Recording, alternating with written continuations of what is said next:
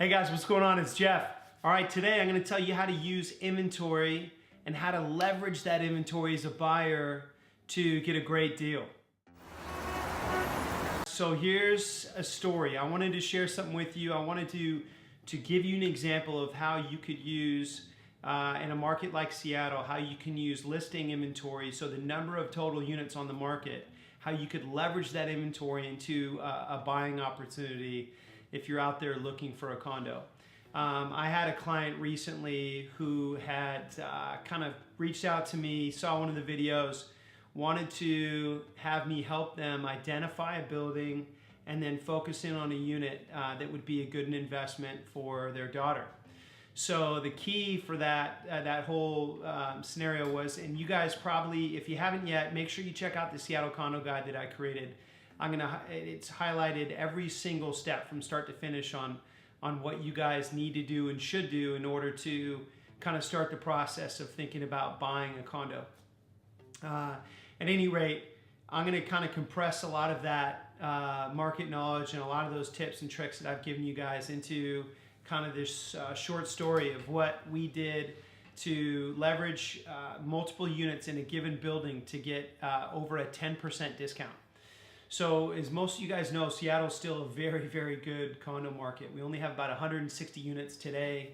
Out of those units, you have a combination of probably about 60 to 71 bedrooms, and then the rest are 2 bedrooms, 3 bedrooms, and penthouse units.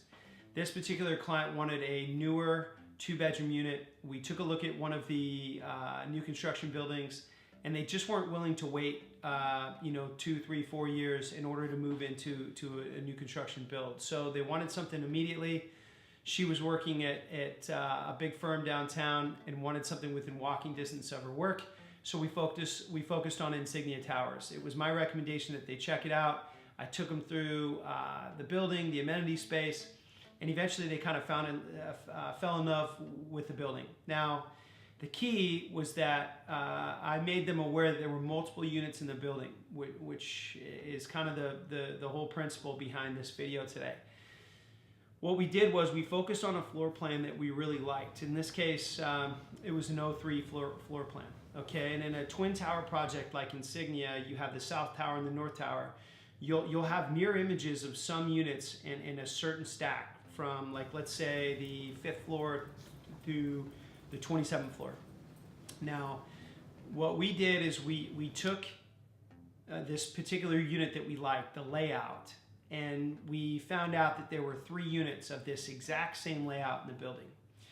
Now, when you go out and buy a unit, sometimes you wonder how you could literally choose 2 units in one building, but this is what you have to do. You have to understand that even though each individual unit is unique, that if you're willing to be patient and you can see 2 different units, or in this case 3 different units that look attractive to you, then that's where inherently you can get this big discount. And so what we did is we focused up and we ranked in order of priority unit A, B, and C. Now, thankfully they were all the same floor plan. You had one on the 14th floor, one on the, I believe, the 22nd floor, and one on the 24th floor. And what we did was we reached out to each one of those owners, and I did this very thoughtfully. I didn't give them an ultimatum. I told them that there was a particular number, as in a price and terms, that this buyer was looking for, and that we were going to effectively offer that number to all 3 units to see who would be willing to accept that price. Now, not everyone takes this in a good way. They think that we're dictating the process and that we're getting people to compete against each other. And in one way or another we are, but it's not necessarily what you say, it's how you say it. I have a reputation in the industry that I want to keep. I always want to be someone that's thoughtful, that's a tough negotiator, but that plays by the rules. And so in this case, we did exactly that. I reached out to each agent and I said, hey guys, look, I have this buyer. They're interested in this particular floor plan. There's 3 of you guys. This is our number, and this is what we'd be willing to accept. Are any of you guys interested in putting this deal together? Now, 2 of those brokers told me to write offers, so that's exactly what we did. We wrote an offer on the first one.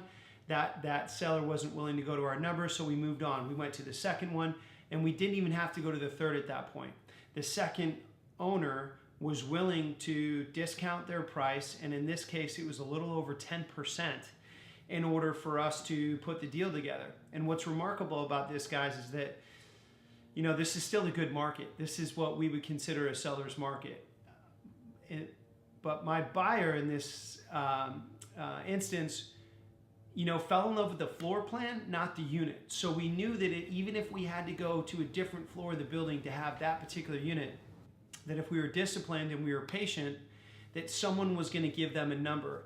And the discount on the price meant more to them than having, for instance, the 22nd floor versus the 24th floor. Or they would even be willing to take the 14th floor if that was the case in order to get their terms. So I wanted to share this with you guys. One, to kind of show you that you know, this business isn't just black and white. You can get creative. You can be thoughtful about your approach. You don't even have to have the exact same floor plan. And if you negotiate fairly and thoughtfully without feeling like you're cornering someone, generally they respond. You know, the seller in this case, any seller would be thrilled. You know, it's not that you shouldn't have to worry about competing with another owner at that point. Your number is your number. This seller was just willing to sell at this price. And so that's how we got the deal put together.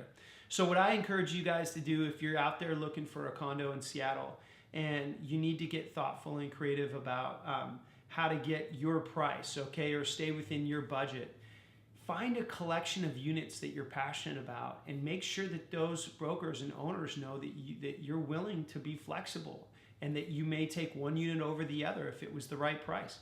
And generally what you get in that case, if you have someone like myself, who I think I did a pretty good job negotiating that deal, you can get a great unit for an awesome price. So I'm going to show you around the unit a little bit, guys. You've seen some of the unit, the interiors throughout the video.